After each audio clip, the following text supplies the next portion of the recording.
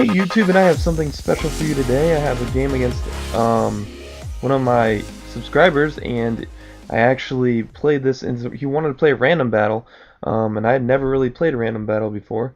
So I'm going to get into the gameplay here in a second. You can see that I have a Rotom Frost, a Mienfoo, a Beautifly, a Molga, a Sigilyph, and Slugma. And you can see that he's got rocking the Volibee. I don't think that's the Marowak. It's the pre-evolved form. Maybe it is Marowak.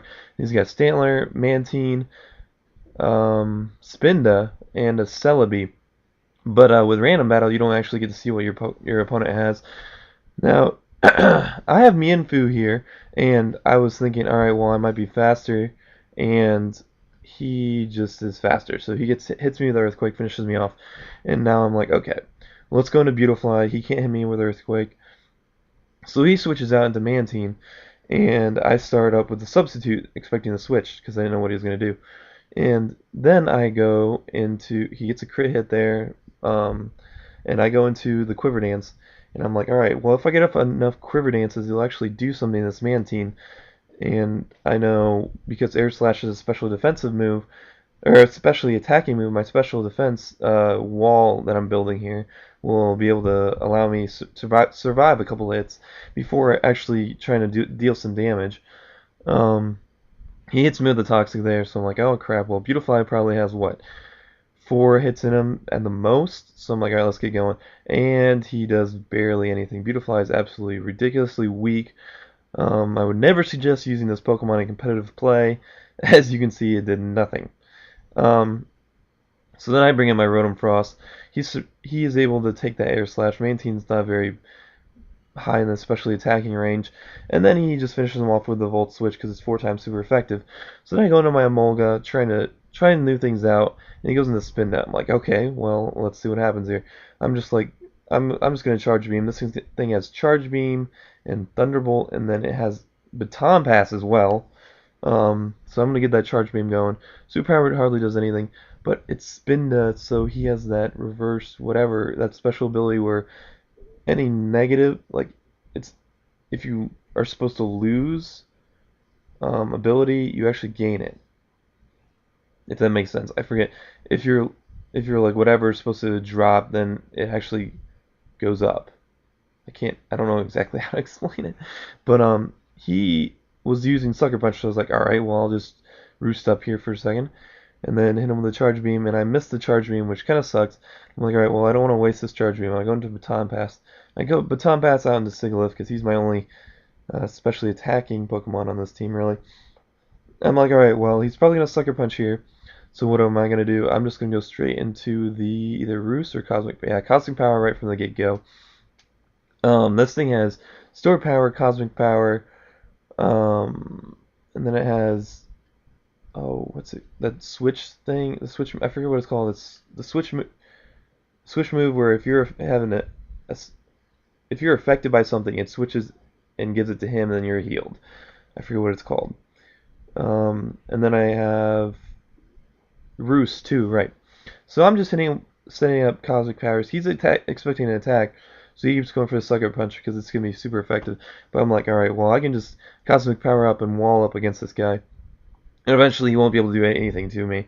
Because as you see here, I think he goes for he should be going. If I was him, I would have gone for a bunch of superpowers here and just ranked up my attacking and defense.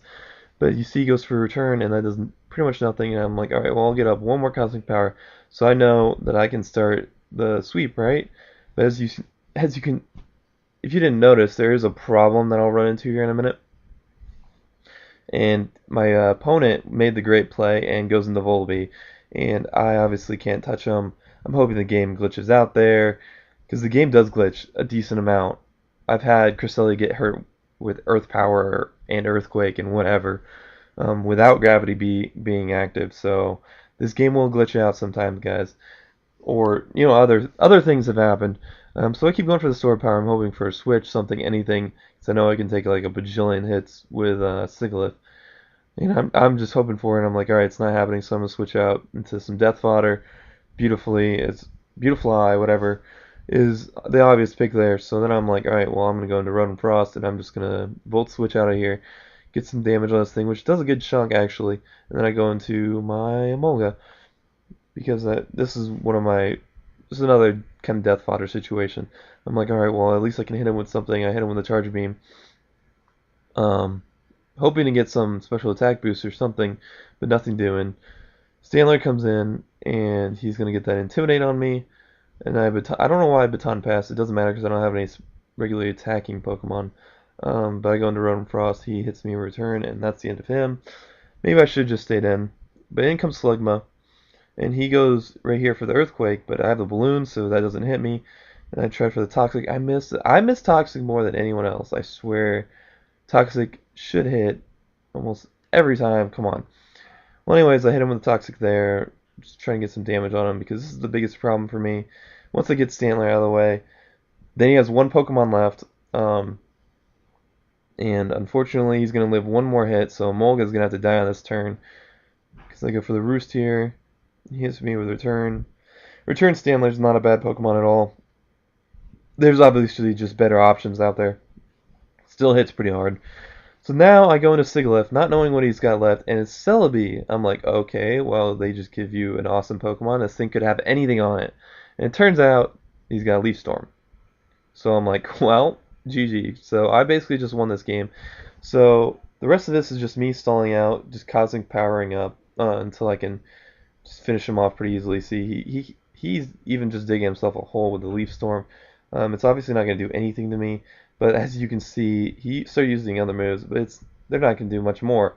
So I can see what he was doing with the Leaf Storm. It wasn't his fault. It was just a bad moveset to go in against Sigilyph with. But this will be the game here. And so I hope you guys enjoyed this. Coolness, give you a little shout out. He played this pretty well. This one, I don't really play random battles that much, but this one was actually played pretty decently.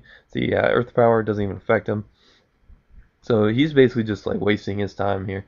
But guys, go ahead and like this video if you did like it, and comment. Tell me what you want to see. I'll be uploading a Let's Play later, the Nuzlocke Challenge. I'm continuing that series. And you see here, yep, down to 5%. Poor Celebi didn't stand a chance against this Sigilyph. It's just a bad matchup. Well, depending on what he had, really. But yeah, guys, I hope you enjoyed the gameplay, and I'll see you guys later.